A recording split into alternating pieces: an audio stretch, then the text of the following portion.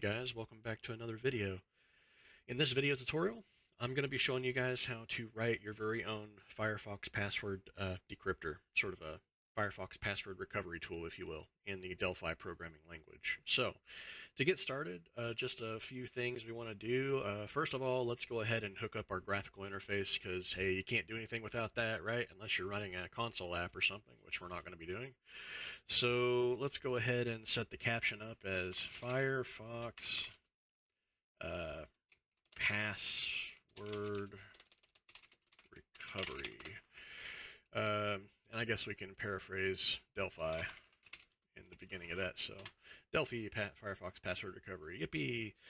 Now we're going to grab ourselves a label and we're going to throw it down on the form just like so. And we're going to make the caption of said label Firefox profile. And we're going to leave that right there, grab ourselves a combo box, and we're going to throw that down here, go to the text field, erase it, go to, let's see, just drag this all the way across the form like so, pull this up a bit, and now we're going to get ourselves a list view, because this will be where we're going to actually display all of the stuff that we decrypt. So that looks pretty darn good. Let's pull this up just a hair, grab ourselves a button, because that's what we're going to use to fire off the process of cracking the passwords or whatever, right? And that will be labeled as decrypt passwords. Okay, now I'm going to be explaining a lot as we go. We've got a little bit of coding to do, close to 200 lines of code or so. So I'm going to do my best to try to explain this to you guys in a way that's really simple and easy to understand.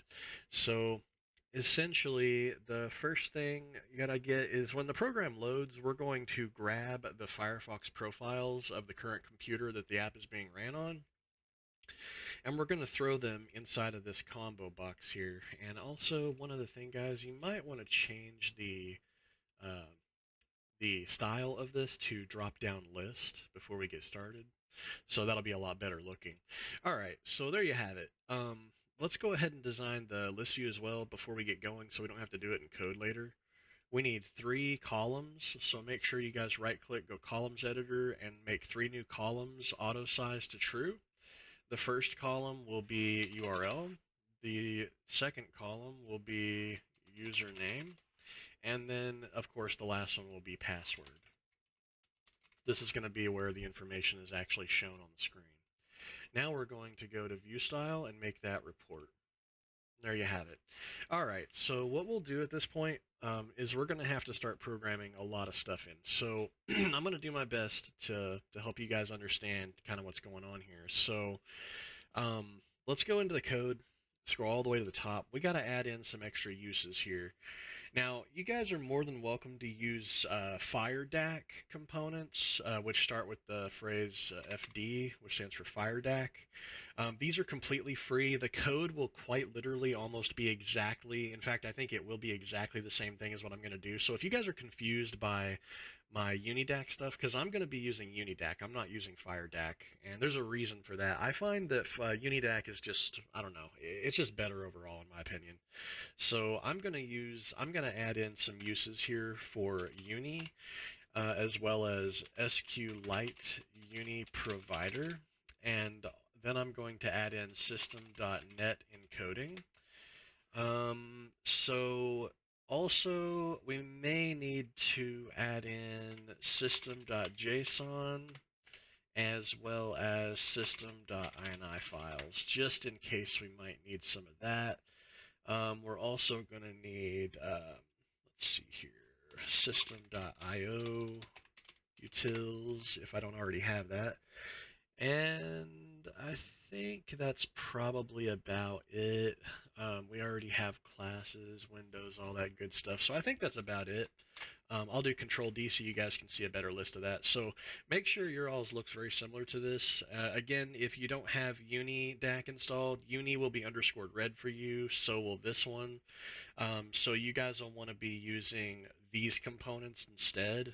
So on your form, you would just drag and drop like a Uni connection, an FD connection, TFD connection, as well as a, let's see here, probably you're going to need a a query. So you guys would want to grab like an FD connection and a query component wherever that is on here. I think it's on FD query right here.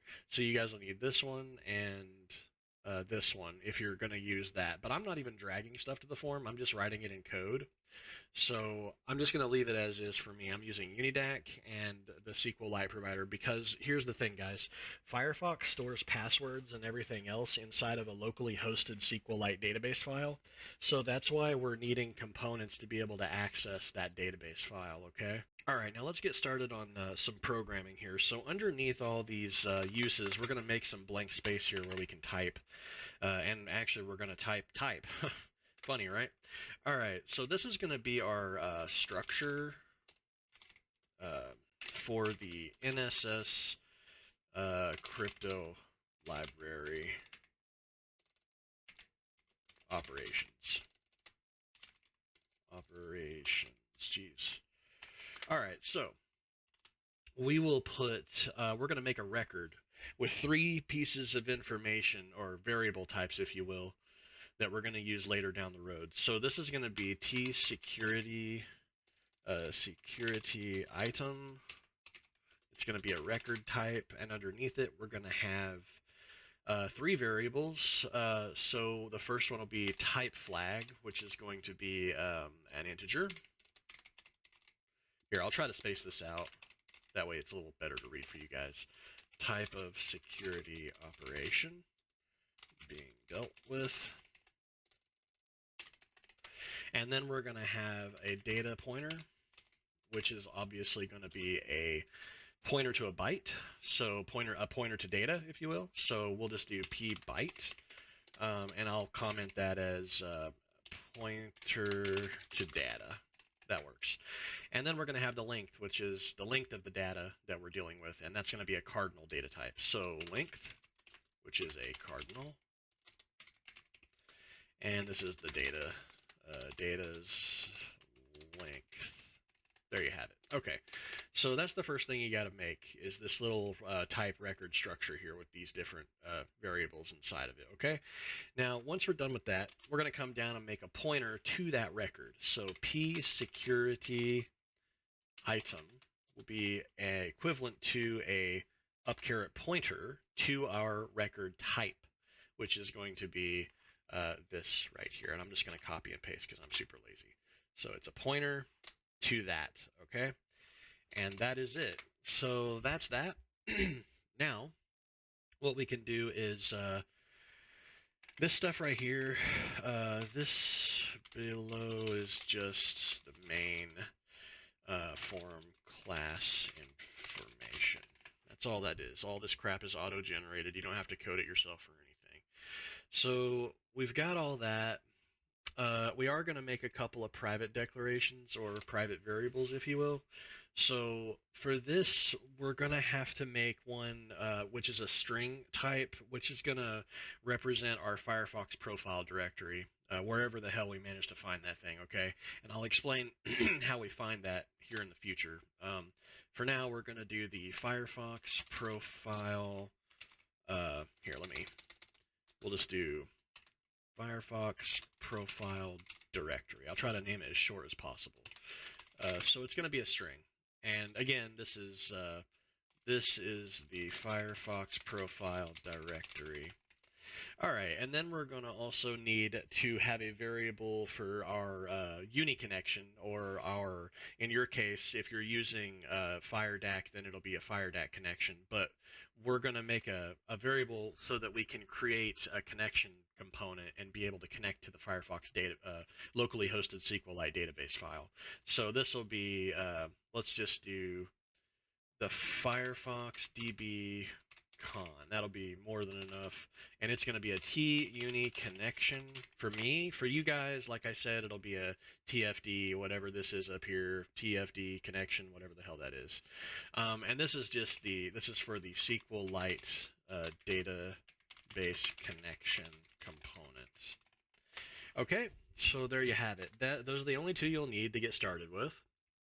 And now we are going to move on down to the next portion, which this has already been auto-generated for us at this point, but we do have to, we're going to have to map out some functionality that resides inside of a file, a DLL file called nss3.dll.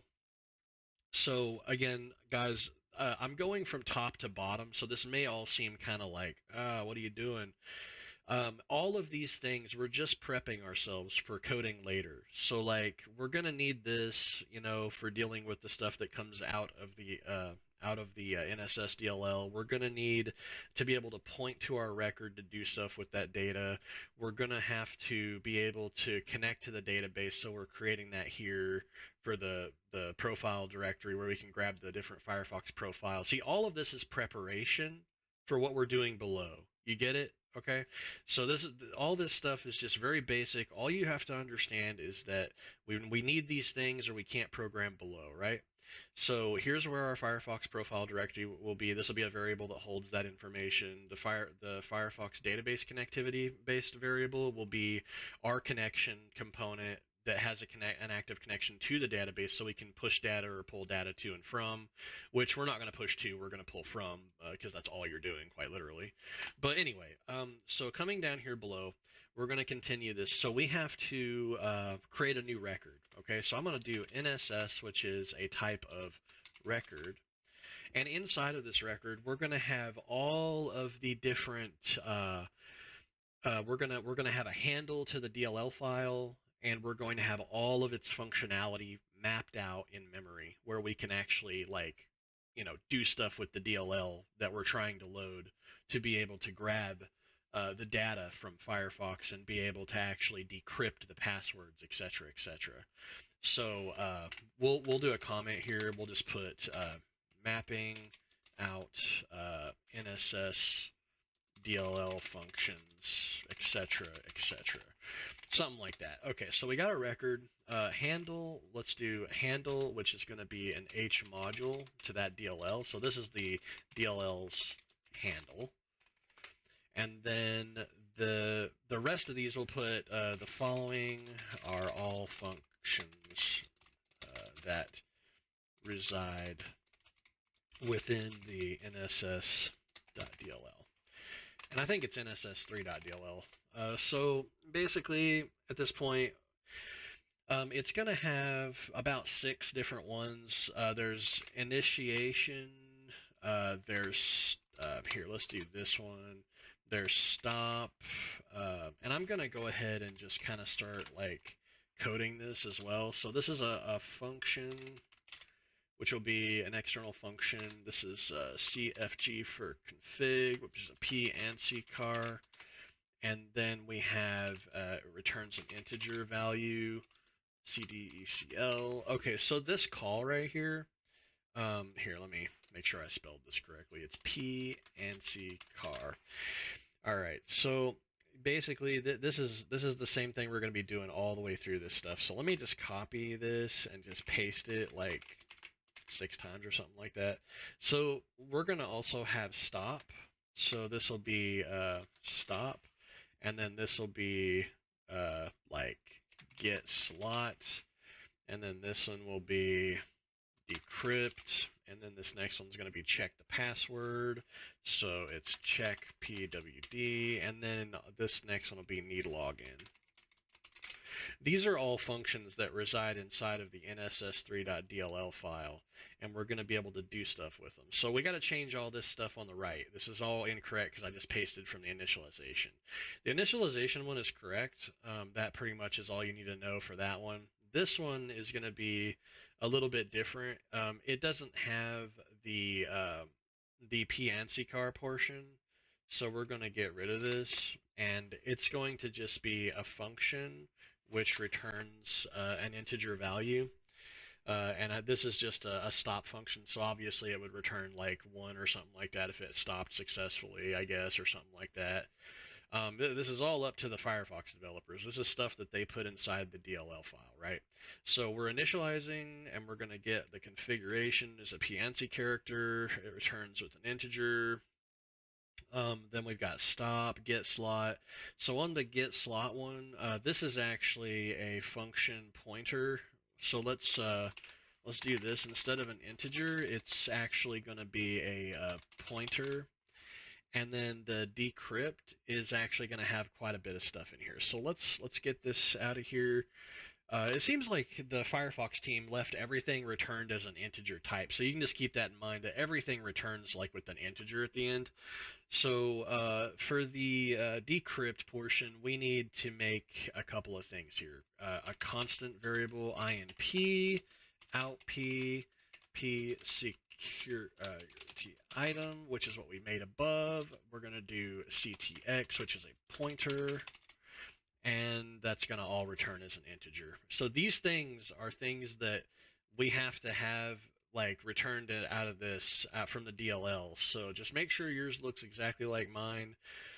We're basically at the mercy of whoever wrote the NSS library, which is of course would be the Mozilla FireFox team, right? So these variables have to be exact. Well, I mean, you can call this whatever you want, but essentially the record would have to be the same types, otherwise you're going to get screwed. But anyway, the check password portion, we're going to have a slot, which is a pointer. So let me do like that. And then we have to also have the password that we're checking, pwd, which is a PNC character. And that's going to return an integer as well. So then now we need the login data. So we're going to put, again, slot that we're currently looking at. And it is the pointer. So let's go ahead and make this a pointer. And that also returns an integer. Okay, guys, this is how simple this is. This is done. So we now have the ability to load the library and be able to call and use these functionality out of the DLL file later down in our code. So that's great, right? So make sure you put an end right here, and that is it. So now, when we come on down, we're going to go ahead and start writing some, we're going to write a few things, but I'm going to try, the rest of this code is not really that long, to be honest with you. In fact, if I had to say, we're probably about halfway done already, like just with these 60 some odd lines of code. So I'll be copying and pasting a little bit, and I'll explain as I go from here, but I just wanted to make sure you guys understood the records, the being able to map out the DLL functionality, and being able to set up your basic private declarations so that you can connect to the database and you can get your FireFox profile and whatnot. All right, so down below we're gonna have to essentially, when we click the button, so like whenever you click the button or whatever, we're gonna have to, this is where everything happens, okay? So like when you click this button, first thing we're going to have to do is find the FireFox profile directory, and we're going to have to shove it into this combo box. Now keep in mind, any given machine can have multiple different FireFox profiles, so we're going to have to basically loop through them. You follow me? So we'll loop through them, and we'll have to find them first, though. And in order to do that, generally what you'll do is you'll try to like find the INI file that has or is responsible for them. So honestly, I'm trying to think of like how we'll do this, because whenever we click the button, we don't want to like have nothing here. So when the form shows is when we really should probably loop those and have those P here. That way the user, like yourself, can choose the profile and then click the button, and it'll lock onto that specific profile that you wanted to and crack the passwords based off of that profile, okay? So I'm trying to think of the best way to do this, guys. Basically, I guess we'll just work top to bottom and just stick with it. So let's go back to the code. And right here under implementation or whatever, we're going to go ahead and have another function right here. So underneath DFM, this resource DFM part, we're going to start coding. So we're going to need a function to decrypt data. All right, and I'm going to copy and paste that in now.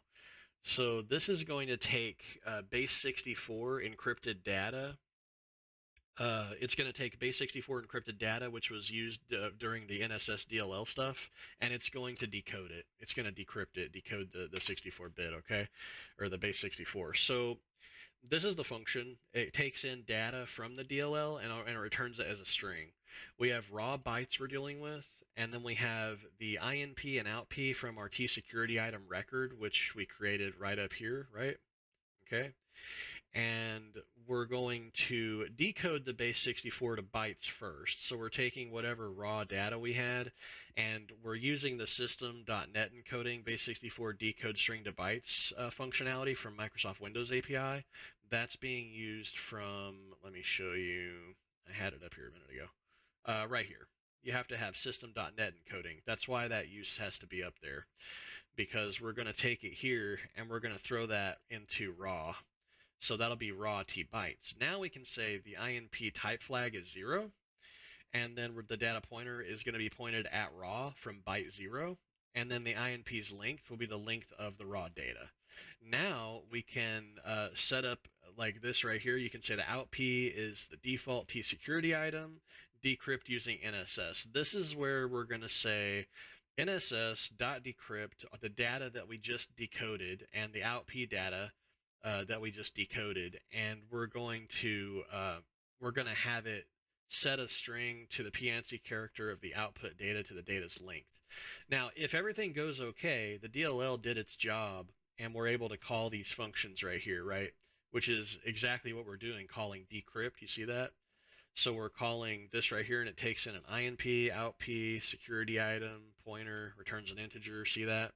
And if it works, then it works. If it doesn't work, which means you typed something wrong up here, or you did something wrong, or the DLL had issues, then it would give an error. That's why we have the else error statement. Okay? So that's to decrypt the data. All right? So now we need to essentially do our form create event procedure. So let's go ahead and fire up our onForm create event procedure here. So I'm going to copy this data and explain it to you as well. So whenever the form gets created, we're creating an INI file for reading the FireFox profiles. We're having our sections, which is going to be a T-string list, which can be just any long number of strings like this, and it can have like a comma and more text. It's just a bunch of text, all right, guys? So then there'll be the path, which is going to also be a string, okay? And that'll be the pathway to our app data folder, if you will, so that we can better lock on to our FireFox profiles INI. So the database connection, we're going to say that FDB connection will be the FireFox database connection. We're creating a new component. It's the same thing as if you drag and dropped the connection component from here and dropped it. It's the same thing, but done in code, okay? So I create a component to connect to the database. I tell it the provider name is SQLite, because if you guys remember correctly, back earlier when we first started this project, I told you that the FireFox database where this stuff is being stored is SQLite. So the provider name has to be SQLite, because we're going to be using the SQLite database driver in order to access the database itself that FireFox utilizes to store passwords and stuff, right? Okay, so we're going to load the profiles from the INI. So the pathway is going to be using a Windows API called getEnvironmentVariable, which is basically just a short term of saying, hey, just look inside my Windows Explorer and find where the app data directory is, and wherever that happens to be for this currently logged in user, also add the Mozilla FireFox profiles INI directory straight to it, that file, okay? So in other words, when we call path, we're saying look at the profiles INI for FireFox, okay? So if the file does exist, path, which if you just remember I just told you, that's our profiles INI. So if the file exists and it's there, meaning we found profiles INI, then our sections are going to be a t-string list .create. So we're creating a string list and we're preparing to throw stuff into it. So INI, which is the TINI file, is going to be create that INI file to the path of where our profiles is. So for all intents and purposes, INI has now become profiles INI. You get it? All right, so then we're going to say that the INI read sections the sections into our t-string list, okay? And we're going to do a little loop now. So now that we've created our ini file and matched it with our profiles from Firefox, we're going to use the read sections command statement to be able to loop through it all. So we said read sections, and we've thrown it into our sections, which is our t-string list. Now we're going to loop our string list. So we're saying for variable I is equal to 0 to sections.count -1, and honestly, I really don't. I should not have written it this way. Variables go at the top of code, seriously. But this is an inline variable. This is a new feature in Delphi, so I thought I'd give it a go.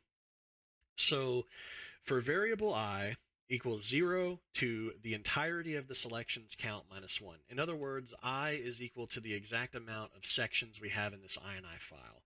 So if the section I that we're currently looping over starts with profile, then we're going to read that string, that string's path, into the combo box. So in other words, if the profile name is profile blah blah blah blah blah whatever, then this name of that profile will be thrown into this combo box. You kind of follow me there, guys? All right. So we're looping through the profiles, and we're grabbing the profile by their path name, right?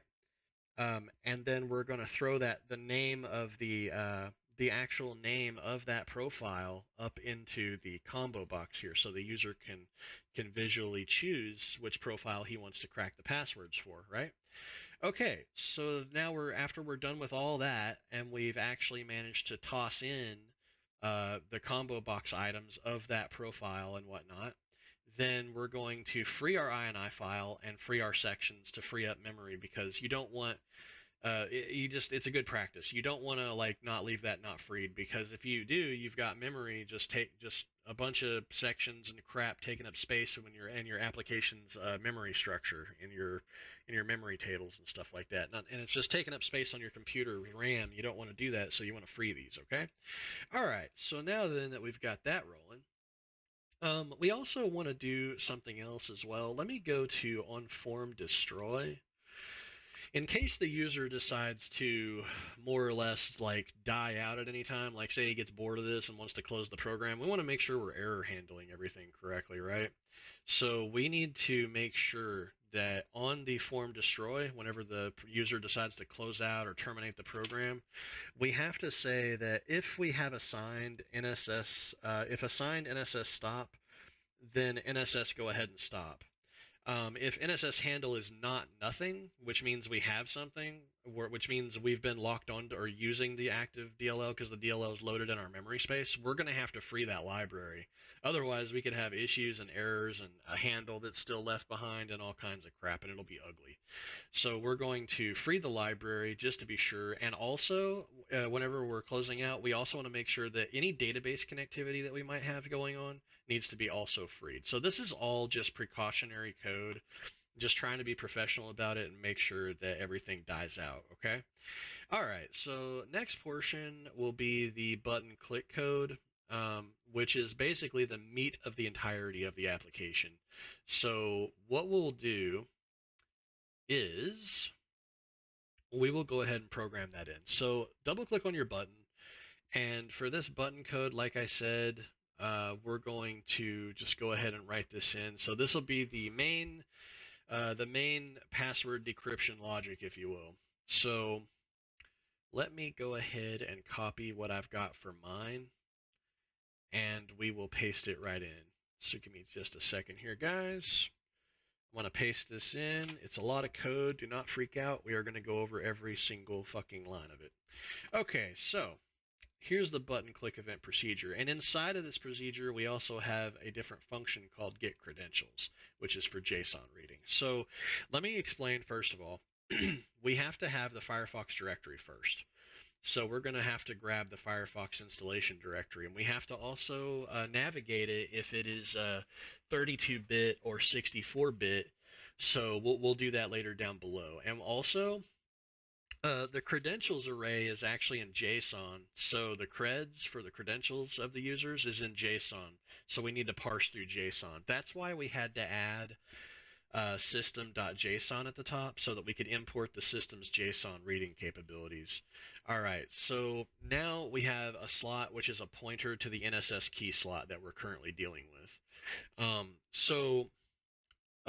We're going to be able to now get the credentials from JSON or SQLite. Now, guys, this is a two-function, or well, it's sort of a dual-purposed functionality for this function get credentials. We have a JSON array, but here's the thing. It's like this. Older versions of Firefox actually have this in JSON format. Newer versions have it in a SQLite database file for all the stuff we're going to be looking for. So it'll become clear as soon as I start explaining this stuff. Okay, so this is a function, and as you know, functions return results. So first thing we're going to do, literally, we're going to set the result automatically to whatever we're trying to do here, which we're trying to create the JSON object and parse the JSON value of a T file in this location. So in other words, we're checking, we're saying, look, if the result is capable of looking at the the logins.json file, then bingo, we found it, right? Otherwise, we get an exception, and that would be bad, you know, because then we didn't find this at all. Like we didn't see it there. We weren't able to get the value logins from it. So obviously there was a problem, and we're going to fall back to the SQLite JSON, to the SQLite, I'm sorry, database file, and that would mean that this is a newer version of Firefox rather than an older version of Firefox, right? So so again, I repeat this. We're trying to get the credentials of the user, and we're going to do all this stuff. This function returns a JSON array containing the host name, the username, the password, and the encryption type, and all this and that, right? So we're going to look and see if logins.json is present. If it's not, then that means that this is a newer version of Firefox, and it has the sign-on SQL database file that we're going to have to connect to, okay? So, all right, again, I reiterate, we find this file, we're great, we can go ahead and parse through and get all the stuff from this logins.json file. But if not, hey, it's fine. We're going to say, okay, well, that didn't work, so we'll look and see if there's a sign-on SQLite database file we can connect to with our query. So we're going to set the result to create another JSON array, and we're going to say if file exists all the way to the Firefox profile directory and the sign-on SQLite database file. Then we're going to say with our uniQuery component, in your case it'll be a FD query component or whatever you're using, we're going to create it, give it no parent, so call nil. So we're creating the component with no parent, and then we're going to say try to set its connection up to the database connection component we created like way up atop, you know, or whatever. So we're creating one of those. And then and if you'll notice also, let me see if we did that. We should have done that somewhere around in here. This should be done on form create. So yeah, you see how like right here we created that connection component right here and nilled it. So it's just sitting in memory, and we set up the provider name, and we did the app data and all this and that, and all of this and whatnot. So now that we have found the Firefox installation directory and the SQLite database file up here in the code, we're able to make it connect. So we're setting up a query, connecting that query component to our connection component, which I told you about down here that we created, right? And it's just sitting in memory. So now we're going to actually connect the damn thing to the database, right? So with the uniQuery create nil, we set its connection to the database component that we created down below, and then we're saying that the database of that database connection is equivalent to wherever Firefox is installed, and there's the SQLite database file we're looking to connect to. Pretty cool, right? So we just call connect. See? Boom, we're connected to it. All right, so now we're going to execute some SQL. So this is not Delphi code. This is actually SQL code, simple query language code. So we're going to say the SQL text is equal to select all from the Mozilla logins, or Moz is short for Mozilla, I'm sure, right? So Mozilla logins, and we're going to open up that query. Now, we're going to read all the credentials in a loop. While not end of file on this query. Okay, so while we're not at the end of the file on this query, meaning we're literally looking at every single person's stuff inside of this profile. We're looking at their host name, we're looking at the encrypted username, the encrypted password, and the encryption type on that password, etc., etc. It's just a loop. Boom, boom, boom, boom, boom. It's going to keep on looping through every single one of them while not in the file. So it starts with 0 and it loops all the way up to however many credentials they have saved in there. So we're going to say that the result while we're looping through not until we're not into file or whatever is add element JSON object create, and we're adding a pair. In this particular case, it's the host name that we're looking at. As far as like what the URL is, rather. So the host name or URL, that's actually what that actually is. Field by name, host name as string. So the add pair means we can look here for this. This is the host name. This is the encrypted user and password and encryption type. But on the right side of these commas here, if you notice these commas right here, this is where you're adding from the database as a string, because these are all strings except for the encryption type, which is an integer. And if you'll know that up here when we created all this stuff, we actually had, I believe, somewhere in here it returns an integer on these. So like on every single one of them, you have to know that the encryption type is actually an integer type value. It doesn't return as a string. Like hostname or URL, that's a string, because at the top of your web browser you've got www.blah blah blah. That's a string. The encrypted username, that's also just a string. The encrypted password, that's also a string. But the encryption type is actually an integer value, okay? So while not into file, we're capturing all of these in pairs into our JSON object for later usage and whatnot, and we are calling next after every single one. So this would be, it would go boom, boom, boom, boom, that's one person, go to the next person. And then it will go all the way back up here, and it will go add this guy, this guy, then go next again, and then add another one, and then next again. But if it reaches the end of file or the end of this database based on this query, then we're done. We're done looping all the stuff, and then it will go to finally, and it will free. Okay. So now we have these right here all looped and stuffed into our JSON object. Okay. So now that this get creds will return this JSON array right here, we can use it down below in our actual begin code of this button. Okay, so let me go ahead and just start explaining. So look, if the combo box items index is less than 0, then we just want to exit, because it's like this. If the user has not selected any FireFox profiles, or no profiles exist or were found, there is no point in moving forward. This is just a basic check code, guys. It's just saying, look, if this combo box item index is less than 0, obviously something is screwed up. So like if you run the program, and when you run the program, nothing shows right here, well, that's just screwed up, right? Because it didn't find anything. Obviously our code's written wrong, or Firefox isn't even installed on this OS or whatever, right? We're going to set the profile directory. So you say the Firefox profile directory is set to extract the file path from app data plus Mozilla Firefox profiles.ini.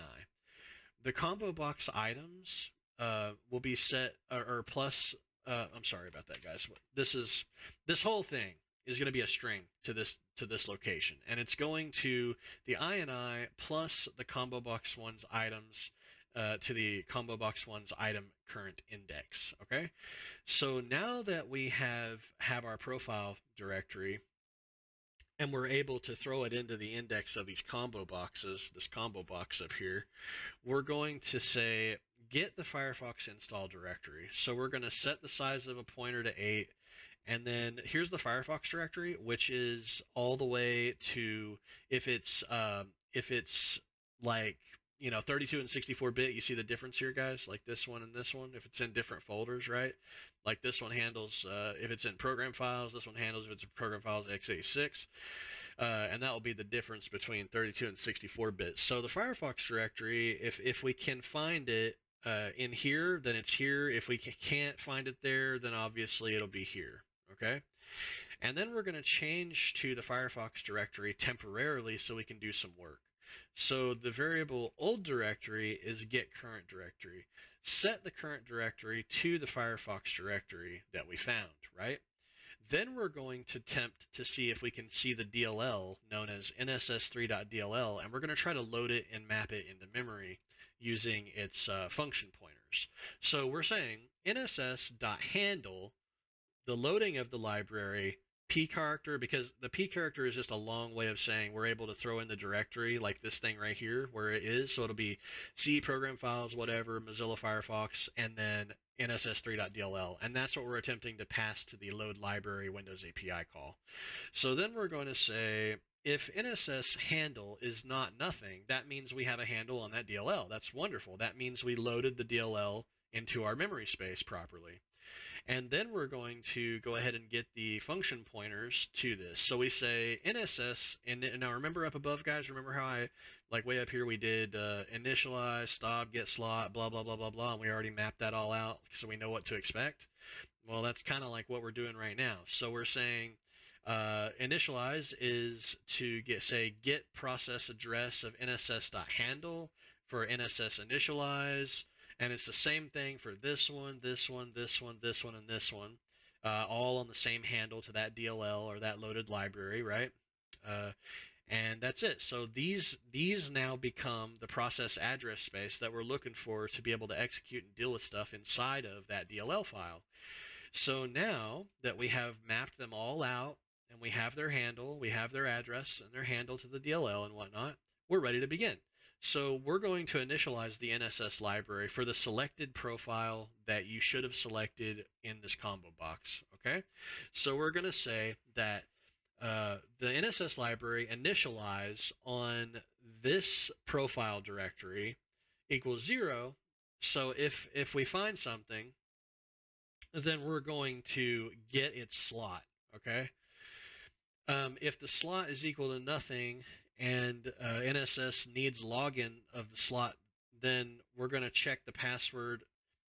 So basically, more or less, we're just trying to say that if it did indeed, in fact, find something in that slot or didn't find something, then we'll be able to proceed based on that. So in this case, we're clearing out the list view because of if you have any previous passwords in here that you decrypted, we want to clear those out. And we wish to go ahead and get those credentials. So creds is equal to get credentials, right? So let me click on this. So this function here, remember I went through this function earlier with you guys. It checks the JSON and gets it from either logins.json or signons.sqlite file with a database connection hooked up to it. So down below here, just focus up with me, guys. Check this out. So like right here, we're saying that we're going to clear out the items if there's anything in there from previous attempts. Creds now becomes get credentials. Creds is actually the variable of a JSON array for which this function returns, okay? So we're saying that basically our credentials that we're looking to grab becomes whatever the hell we figured out of the SQLite database file or the logins.json stuff. So this is all their stuff. This is their host name, URL, username encrypted, password encrypted, and the data type returned, or the encryption type returned, right? So now we come down and say we're going to loop. So we're going to loop and display these credentials by decrypting them using the NSS library. So we're going to say for I is equal to 0 to all of the credentials that we looped through from the database or the logins.json or whatever, right? And we're going to say we're going to, with the list view items.add, we're going to add the item and its index that we're currently looping through as a JSON object. So we're going to be looping through our JSON object and we're going to be calling the nss3.dll and actively decrypting as we loop. And as we loop, we're going to be tossing them into the list view component, okay? So we're saying that the caption of the list view will be the host name. So guys, look, this is the caption, the URL is the caption. This is a sub item. Username is sub item 0, and then password is sub item 1. It's like this. It's 0, 1, 2. URL, username, password. And it just keeps looping over and over and over. So check this out. So the caption will be equivalent to whatever one we're looping over. We're getting the value from our JSON as a string host name. So if, for example, if they had a password saved for like www.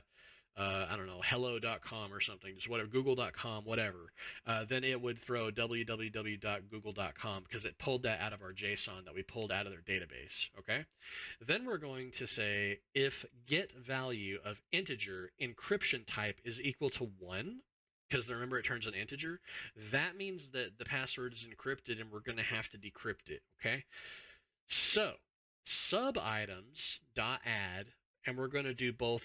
We're going to decrypt both the encrypted username and the encrypted password. Because look, we have URL, username, password, right?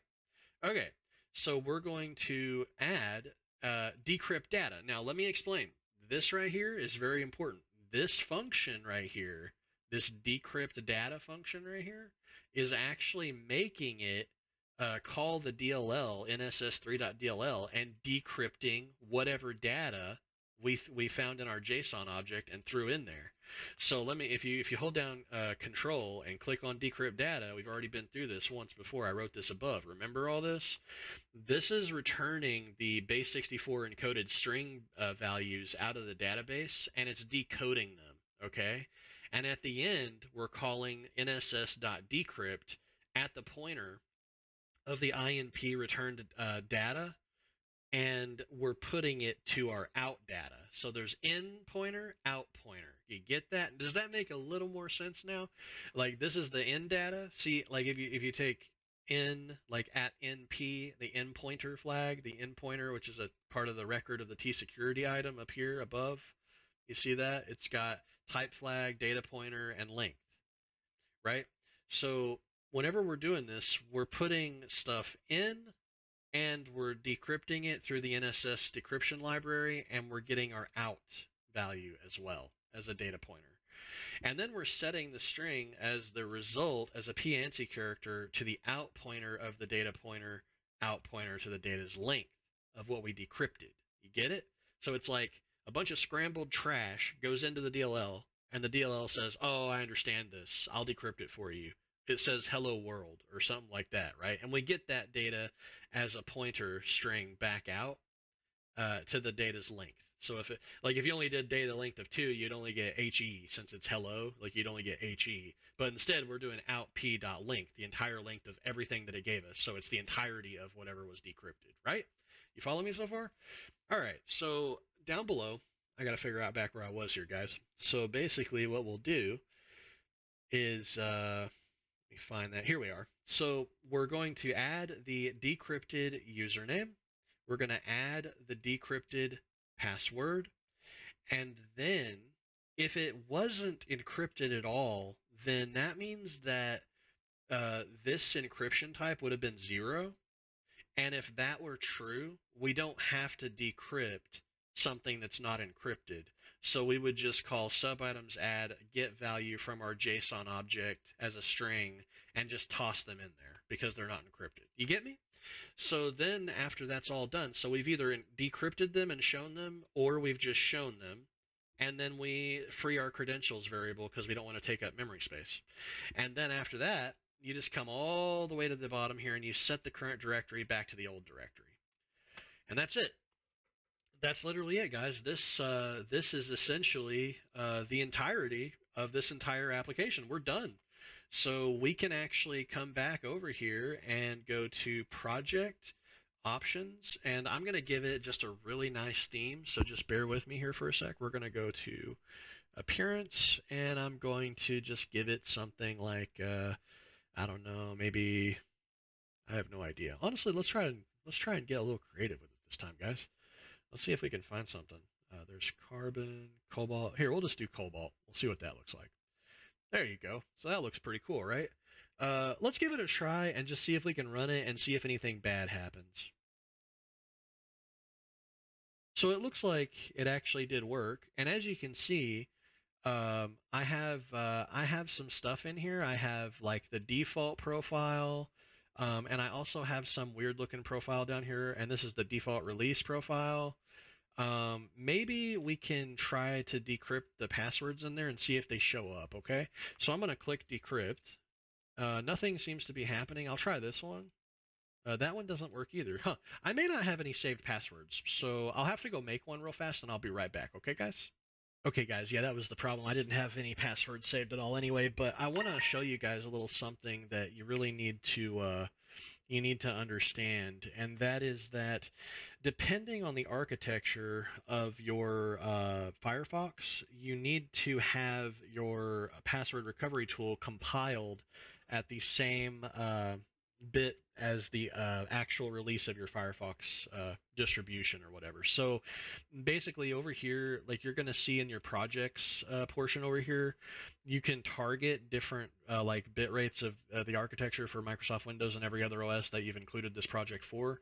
Make sure that you're selected on Windows 64-bit here for your release mode if you wish to run this, because generally almost every modern day OS today is 64-bit, so I'm probably betting yours will be as well. So I changed this to Windows 64-bit to release for, and if we click run, you'll notice that when I run this, I'm able to pull this over and show you guys that now not only does it see everything, but it'll also function because the NSS DLL is for 64-bit, so you have to be running at the same architecture as that to be able to properly load it into your address space as a 64-bit PE runtime file. So I'm going to click on the default release, which is the profile that I saved a password to for demonstration purposes for you guys. So I'm dealing with profiles and this profile, the default, the LR8 blah blah blah default release profile. So if I click the decrypt passwords button now, boom, you see how I'm able to see it's www.delphigods.com. The username is Delphi, password is the god of all languages, and it is.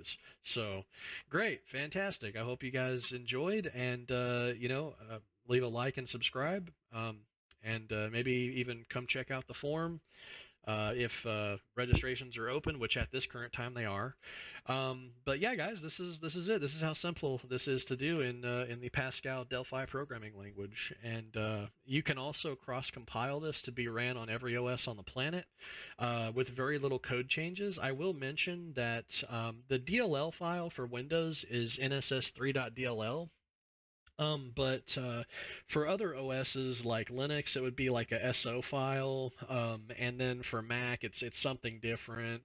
And then I think like for Android and iOS, it might be something a little different. But generally, it's generally the same library handles this stuff. They've made it really well. So all you would have to do is learn to make calls to different types of files to pull this. But in any case, this works great, and it does work for 32-bit and 64-bit, depending on if a person did opt to download Firefox in 32-bit mode.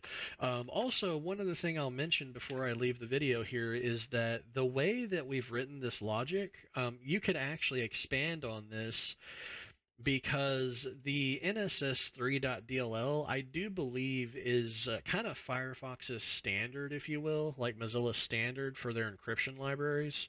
So that means that anything and everything that company, Mozilla, has developed, like for example Mozilla Thunderbird and other softwares that they've made, you can actually modify this code to be able to look at those SQLite databases from those products as well and do the same thing. So quite literally, what I'm telling you is I believe that nearly the same code that was used to make this application can actually be used to make those applications as well, and be able to view their passwords and stuff from their databases as well.